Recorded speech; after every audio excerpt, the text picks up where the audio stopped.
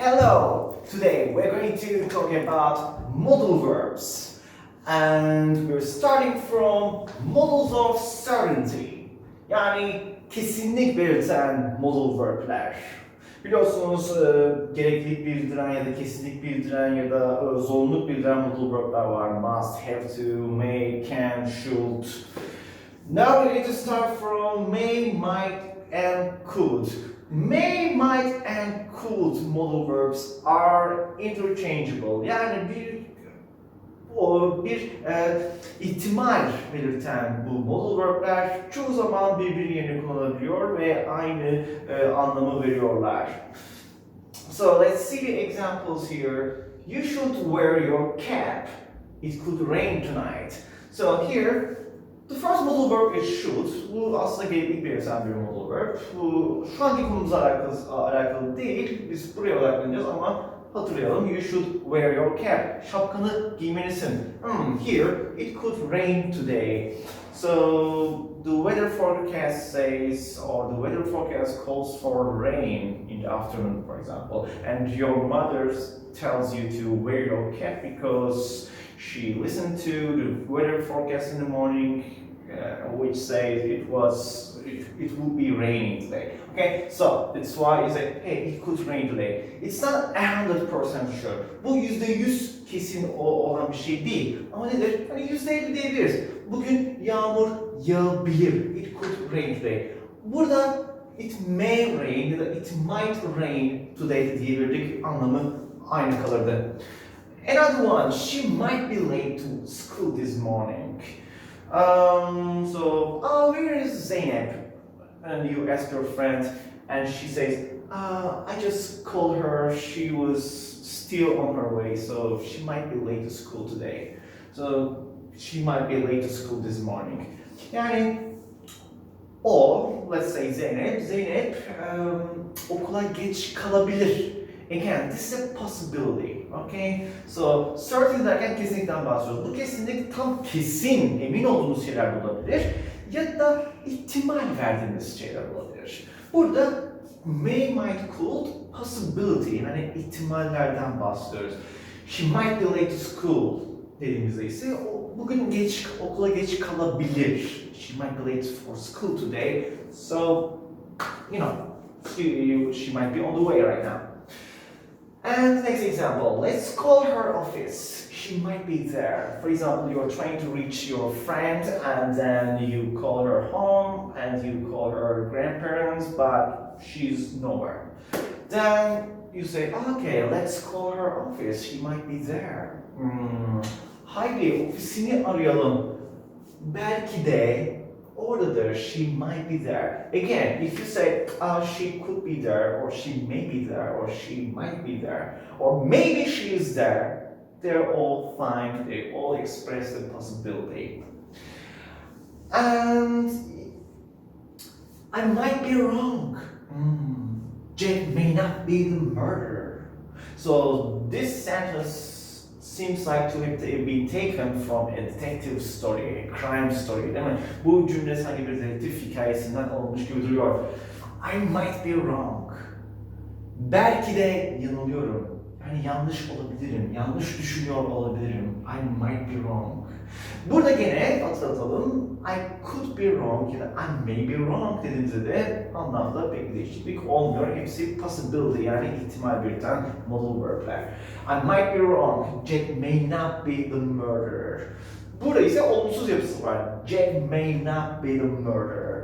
Yani katil Jack olmayabilir. Gördüğünüz gibi olumsuz halinde ise may not, might not şekilde kullanıyoruz. Olmayabilir anlamında. Jack may not be the murderer. Kesinlikle belirten diğer iki modal verb'de must ve can't. Must'ın o olayın olduğundan hemen %100 emin olduğumuz durumlarda kullanıyoruz. Can't ise tam tersi olmadığından %100 emin, hani %95 emin olduğumuz durumlarda. So when we say must, we are almost 100% sure that thing happened or is happening. But when we use can, it's the opposite. We are almost 100 sure that that thing is not happening or that thing didn't happen at all. Let's see. Kate isn't home. She must be still at work. So you're calling Kate, and no, she isn't home.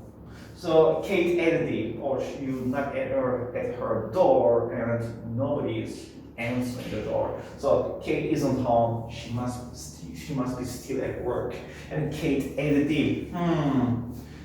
Hala işte olmalı. Bu sefer olabilirden daha ziyade must dediğimizde büyük ihtimalle. So most probably. And most probably she's still at work or she must be still at work. Ve bu tarz kullanımlar çok must be, can't be. Okay? Be fiili çok kullanılır. Are you a jet fighter pilot? Oh, you can't be serious.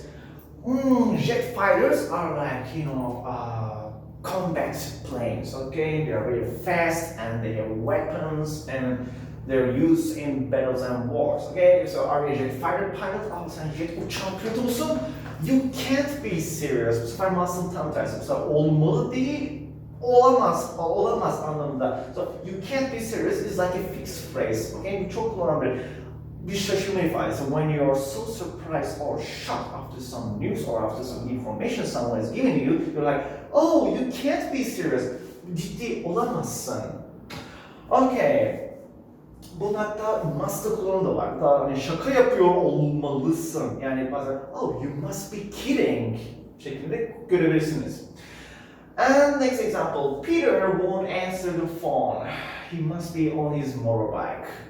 Okay, again, you're calling your friend Peter, but he's not answering his phone. So you say, Peter açmıyor telefonu. Peter isn't answering or Peter won't answer. He must be on his motorbike. Büyük ihtimalle motorun üstünde. Şu anda motor sürüyor olmalı. Yoksa açardı. Otherwise, he would have answered. So he's not answering, he won't answer. So most probably, he's on his motorbike. Or in short, we say he must be on his motorbike. And here, you just had breakfast. You can't be hungry already. You just had breakfast. You can't be hungry already. Yani daha yeni kahvaltı ettin. Şimdiden acıkmış olamazsın. You can't be hungry already. So again, the opposite of must. Okay? So it means you must be full. You must still be full. Hala tok olmalısın. Or the opposite, you can't be hungry. Yani ihtimal vermiyorsun. Daha yeni kahvaltı ettin. Şimdiden acıkmış olamazsın. Şu an aç olamazsın. You can't be hungry already. And what about degrees of certainty in the past? Bazen ise geçmişle ilgili ihtimallerden bahsederiz mesela. Büyük ihtimalle şöyle olmuştur ya da şöyle olmuş olabilir ya da şöyle olmuş olamaz şeklinde. Pek bir fark var. Gramatik olarak modal verb'den sonra have, burada yazdığım gibi must, may, must, can't, biliyorsunuz bu may, could ya da might de olabiliyor. May, must ve can't anlamına göre. Ardından have verb 3, yani aynı bir perfect tense kullanılmış gibi bir yapı var burada. Şimdi bakalım. The first person says, I worked all day yesterday. Bütün gün çalıştım. Then the second person says, oh, it must have been exhausting. So it basically says, oh, most probably it was a very exhausting, very tiring day for you. Okay? Yani dün bütün gün çalıştım. O da diyor ki, çok büyük ihtimalle çok yorucuydu, aşırı yorucuydu. Exhausting, like it's very tiring. So it must have been, okay? Must have been, and verb 3. And the second one, I can't find my red dress. My sister may have taken it.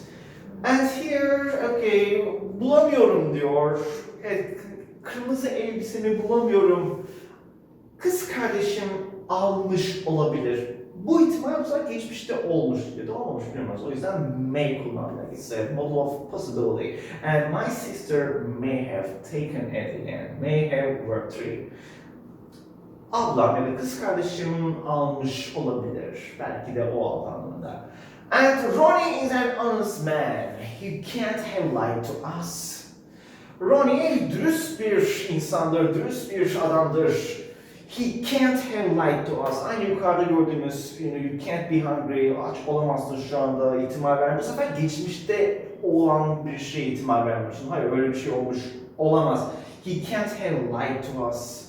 Yani bize yalan söylemiş olamaz. İhtimal veriyorum, ben diyorum, I don't believe it's true. Okay, now we need to see more modal verbs.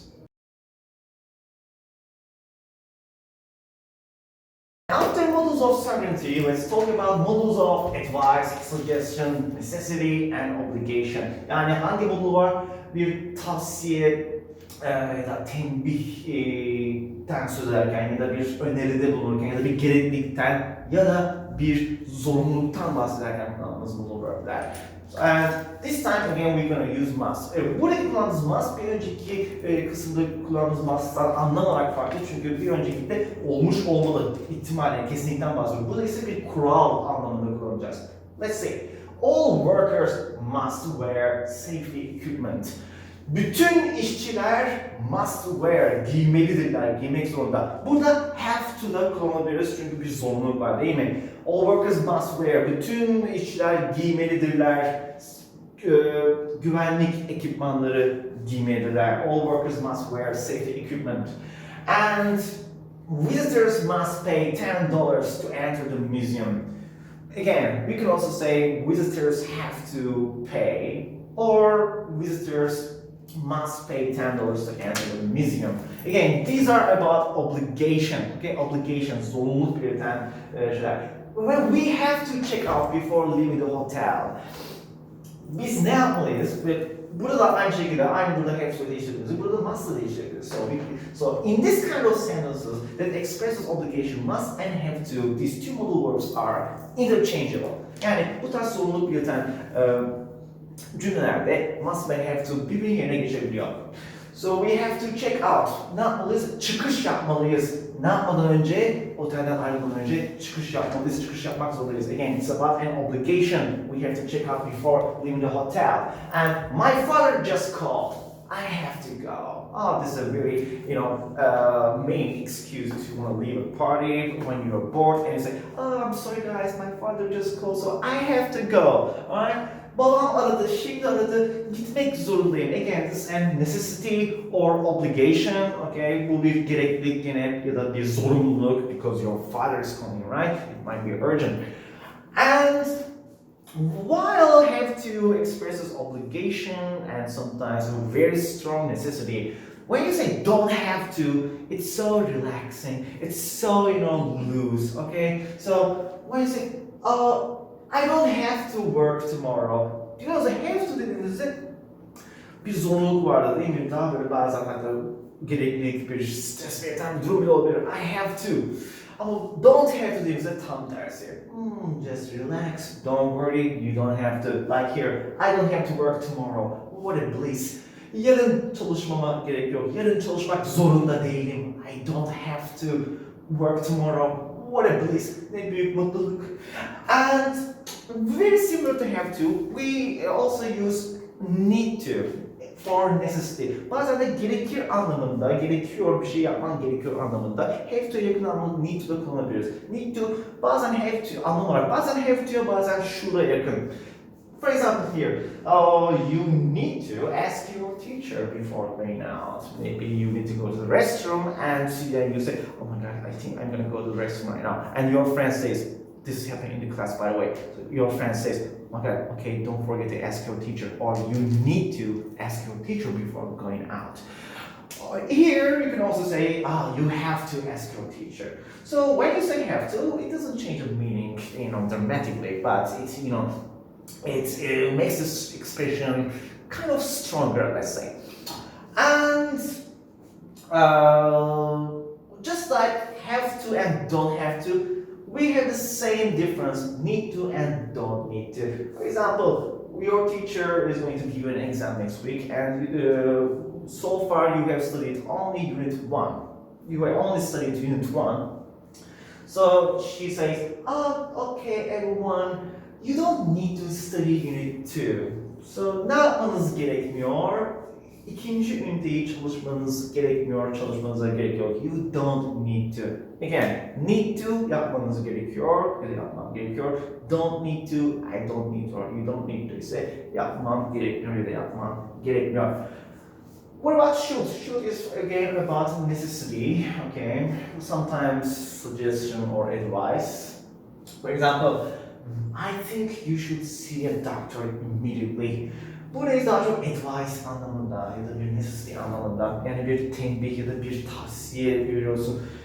I think bence bir doktora görünmelisin bir an önce.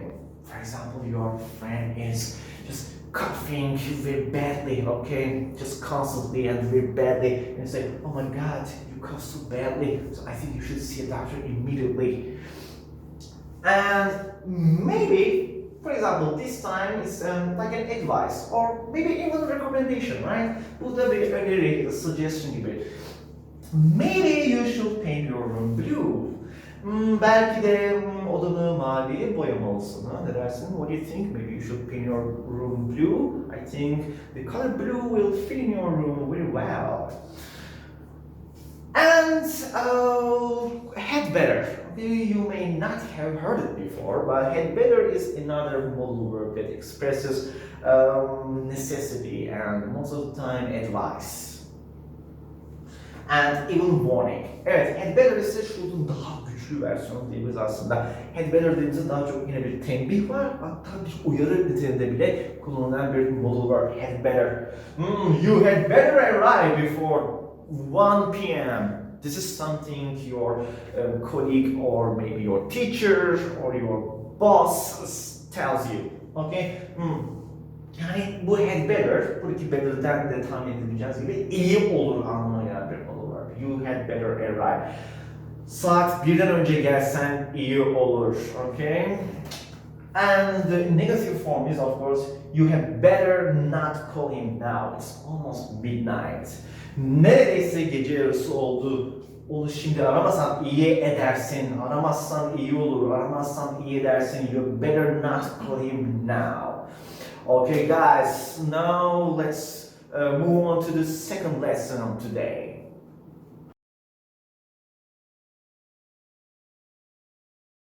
And in this lesson, we're going to compare present perfect and past simple. Yani perfect tense'de geçmiş zamanın bir kıyaslamasını yapacağız. Okay, let's start from present perfect tense. As you remember, present perfect is where we use like have, has, and verb 3. Sometimes have, has, been, verb ing, like I have lived in Çanakkale for 10 years or I have been living in Çanakkale for 10 years. Okay, so when we use it?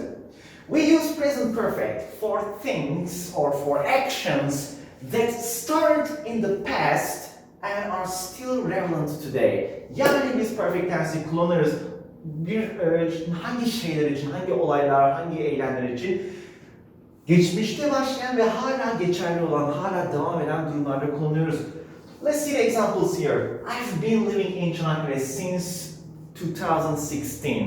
So this sentence basically means I started to live in Çanakkale and it was 2006, it was 4 years ago, and I'm still living in Çanakkale today.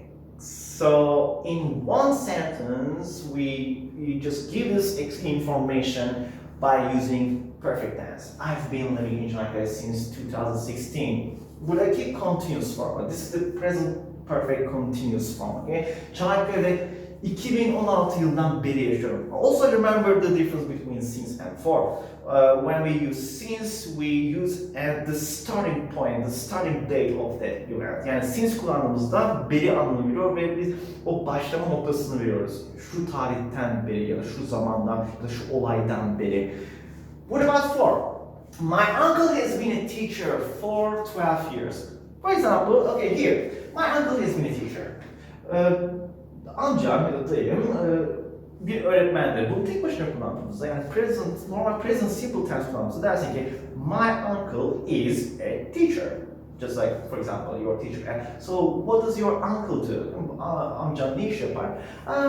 He is or my uncle is a teacher. Bu normal present simple. Amcam öğretmendir. Ama ne kadar zamandır olduğunu belirttiğimizde bu sefer perfect tense kullanıyoruz.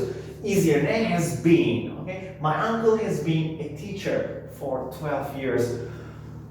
And when we use for, you know, unlike since, when we use for, we just give you information of how long has that thing been happening, okay? The amount of time, yani ne kadar süredir, yani belli bir tarihi değil, ne kadar süredir o olayın olduğunu söylüyoruz. Bu ise amcam 12 yıldır öğretmendir. So my uncle has been a teacher for 12 years. I have been trying to reach him since morning. So here, ona ulaşmaya çalışıyorum. Try to reach. Okay? I've been trying to reach him. Mesela tek başına present continuous kullandığımızda diyor ki, what are you doing? Are you calling Jack? Yes, I'm trying to reach him. But he won't answer, for example. Ona ulaşmaya çalışıyorum şu anda. Ama açmıyor. Ama sabahtan beri ona ulaşmaya çalışıyorum dediğimizde ise bu sefer sabahtan beri sabahta başladım ve hala ona ulaşmaya çalışıyorum. O yüzden yine perfect tense kullandım. Continuous halinde. I've been trying to reach him since morning. And Selin and I have been friends for 2 years. Burada ise yine bir ne kadar süredir, yani how long sorusunun cevabı olduğu için for kullandım. 2 yıldır, for 2 years. And Selin ve ben 2 yıldır arkadaşız. Yani we started our friendship 2 years ago. And today we are still friends. So we have been friends for 2 years. What about past simple? We use past simple to talk about finished things or actions at an exact time in the past. Okay? So past simple'ı kullanırız. Niçin? Neyden bahsetmek için? Bitmiş. Hani belli bir zamanda, belli bir tarihte artık bitmiş eylemlerden bahsederken normal geçmiş zaman kullanıyoruz. Past simple. Mesela bu soruda gene bir perfect tense sordum. Normalde soru hali hatırlarsınız did you ama did you go, did you see şeklinde past simple'la sorabiliriz. Burada ise perfect tense sorusu kullandım. Niye? Biliyorsunuz hiç bunu yaptım mı, hiç şöyle yaptım gibi sorularda perfect tense kullanırız. Ama şimdi birazdan göreceğimiz gibi cevap verirken eğer evet yapmıştım, şu tarihte şunu yapmıştım derken eğer o tarihi biliyorsak evet dün görmüştüm ya da 2 sene önce yapmıştım da o sefer artık past simple kullanıyoruz. Have you ever been abroad? So have you ever been abroad means have you ever been to another country apart from Turkey? And oh yes I have. Buraya kadar perfect tense değil mi? Hiç yurt dışına çıktım mı? Evet çıktım. Kısaca yes I have. For example, örnek verdikten sonra bakacağız. Şu zaman şuraya gitmiştim, şu zaman da şunu yapmıştım gibi artık bitmiş eylemleri, geçmişte olmuş bitmiş eylemleri anlatıyor. O yüzden past simple devam ediyorum. For example, I traveled to France and Spain last year. Gördüğünüz gibi. So I circled this one because when you see last year, it's a good signal that you have to use past simple, okay? Last year. Örneğin geçen sene Fransa ve İspanya'ya seyahat ettim. I also went to Russia 3 years ago. Again, 3 years ago, 3 sene önce, yine olmuş bitmiş artık değil mi? 3 sene önce, aynı zamanda 3 sene önce de Rusya'ya gitmiştim. And again, another present perfect question asking about a past experience, okay? Have you ever been to Istanbul? Hiç İstanbul'a gittin mi? Again, present perfect'e sorduk. Again, perfect devam ediyor. Of course I have. Tabii ki gittim. Ama ondan sonra ne zaman gittiğinden bahsettiği için ve artık tarih de verdiği için past simple devam edeceğiz. I went to Istanbul to visit my cousins last summer. Gördüğünüz gibi go'nun geçmiş zaman hali. Went kullandık çünkü last summer, geçen yazdan bahsediyor. It's a finished action. I went to Istanbul to visit my cousins last summer. We hung out in Kadıköy and Moda and had a great time together. Okay, ve geçmiş zaman fiilin ikinci halinden devam ediyoruz çünkü geçen yazdan bahsediyor ve Kadıköy ve Moda'da takıldık ve harika zaman geçirdik beraber. And we had a great time together. So let's break it down. When we use perfect tense, we're talking about things that are still relevant. It's started in the past, but that are still relevant. But when you use past simple, you talk about finished things or actions, and you most of the time use expressions like yesterday, last year, last summer, etc. Okay, so that's all for today, and now I'm going to give you some homework from your course book and workbook. Let's start from the course book. Junior 4 course book. And Unit 6, Extreme Sports. And it starts from page 86. Evet, 86. sayfadan başlıyor 6. ünitemiz. Ve extreme sports, yani ekstrem sporlarla ilgili bol bol kelime göreceksiniz. You're going to see lots of new words about extreme sports, and you will do some exercises about these words, and the vocabulary and dialogue exercise about extreme sports continues on page 88 and 89. 88 ve 89'da extreme sportlarla ilgili kelimeler ve diyalog çalışmaları devam ediyor. After that, on page 90, 90 ve 90. sayfada az önce gösterdiğimiz modal verb'lerle ilgili çalışmalar göreceksiniz. And there's a short reading task here on page 91. And then experience past versus present perfect ve az önceki geçmiş zaman ve present perfect karşılaştırması yapmıştık ve bununla ilgili çok daha fazla örnek görebileceksiniz sayfa 92'de. And then there is a little exercise, reading and grammar exercise here on just how dangerous are winter Olympic sports. And then there's another vocabulary and word phrases exercise here on page 93. And then the writing exercise, and finally you have this short grammar exercise on page 95 ve sondaki 95. sayfadaki gramer çalışması bitiyor. Okay, let's see the workbook right now. Workbook, Junior 4 workbook. And Unit 6, starting from page 43. Evet, 40. sayfadan başlıyor. Yine gördüğünüz gibi extreme sports'la ilgili ve modal verb'lerle ilgili örneklerle başlıyor. Bol bol örnekleri okuyun burada ve ardından buradaki alıştırmalar yapacağız sayfa 45'te. And then again on page 46, 46. sayfada bir başka modal verb'lerle ilgili alıştırmalar devam ediyor. Ardından there's a vocabulary exercise here on page 47. Evet, 47. sayfadaki kelime çalışmasından sonra burada perfect tense ile ilgili bol bol örnek göreceksiniz ve since ve for ve diğer bazı kullandığımız daha önceki seviyelerde de bol bol gördüğümüz şeyleri bir hatırlatması ve daha fazla kompleks örnekler göreceğiz. Bir sayfa 48 ve ardından tabii ki 49'a alıştırmalar var.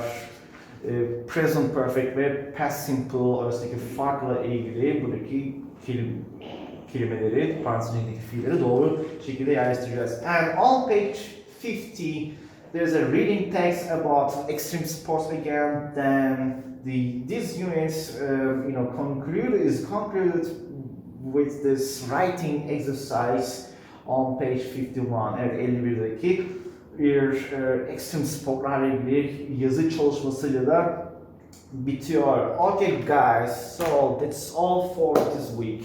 And don't forget to wash your hands and stay home and stay safe. I'll see you in the next class. Bye.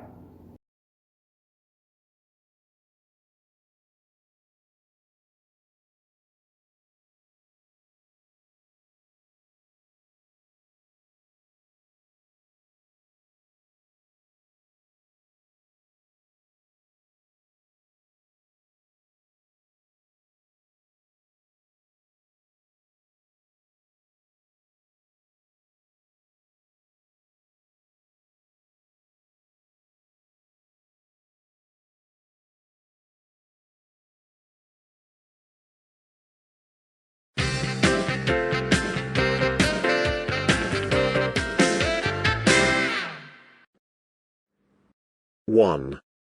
Play in a match, sport. 2. Win a match, a medal, a race. 3. Score a goal, point.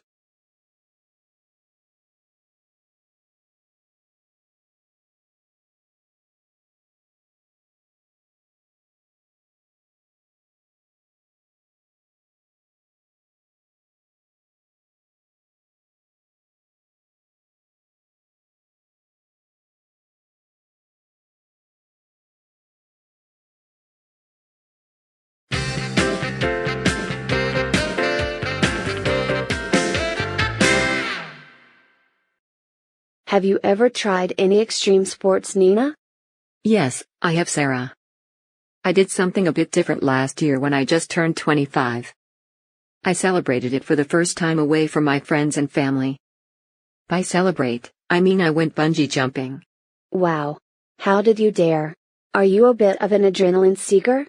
Well, I guess the answer is yes, Sarah. Personally, I have no fear of heights. Birds terrify me, but heights are pretty cool with me. Of course, it's normal to be very nervous about such crazy activities. But I was so relaxed, just closed my eyes. Took a deep breath and, after my countdown from 5, I spread my arms into a swan dive and leapt from the platform. So was it easy for you to leap from the platform? Yeah, it was a great experience and a wonderful birthday present to myself, but not as much fun as skydiving. And definitely shorter. But I'd certainly recommend it to everyone who enjoys the feeling of adrenaline like me. It's incredible.